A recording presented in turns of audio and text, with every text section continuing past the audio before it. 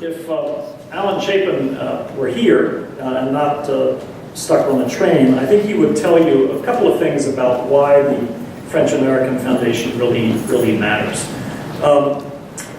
If you look at the top 5 economies in the world, US, China, Japan, Germany, and France, and this is not to say anything negative about 3 of those economies. China has a different set of problems, different set of institutions, different set of values. Japan is waking up after a 20-year sleep and trying some new experiments, which we think are pointing in the right direction for Japan. Germany, we can learn a lot from Germany, I think, in some of their workforce reforms. But when you look at the US and France, of those 5 economies, those are the 2 that have the most in common.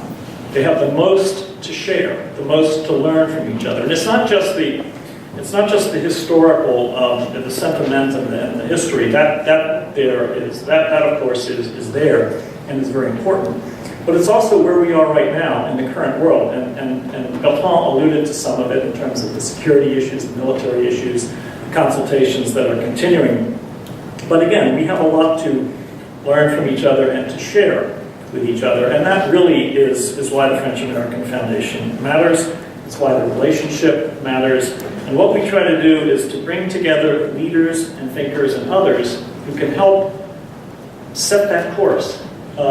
Imagine that future between both countries and make it happen. To provide exchanges and forums in a nonpartisan, multi-partisan, if you will, context in which we bring together people of goodwill and mix it up and hopefully do some good. During the last year, we've expanded, brought on new people onto the board. You'll see them listed on our website. We've created a program committee, which actually met today. It's co-chaired by Al Ross and Skip Rankin, 2 board members. And that group helps advise us on the programmatic activities of the foundation. So they're right there with us on the debt deficit issues. We're trying to figure out how we relaunch some of the work we've done on early childhood education, possibly take a look at post-secondary education. Here's an example. France continues to invest in its young people, in its youth human capital. If you look at the crèche system, the école maternelle system, and the university system, you can get a world-class education in France without having to take out a mortgage. It used to be the case that you could do that in the United States. But as you know, our young people now have over $1 trillion worth of student loan debt. You don't find that in France. So what can we learn from France? What can France learn about some of the internet technology and the MOOCs that are changing the dynamic of post-secondary education in the United States? So our program committee is helping us figure out what the programs are that are most meaningful to the relationship. We have a number of our young leaders, for example, who are in the IT world.